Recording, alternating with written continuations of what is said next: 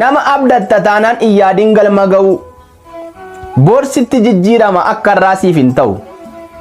Sin jaalladhaa siin jedhee maqaa masoo siif laatee aantii dhugaa siif ta'ee maaddii si wajjin nyaatee siifan jiraa siin jedhee abdii kuma sit toree gaafat irratti of gattu si waraan akka qore.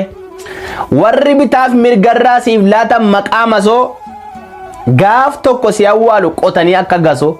Uffee jettee gammaddee gaafata aara galfattu coomaan maree sii kenna summiiti du'aaf nyaattu.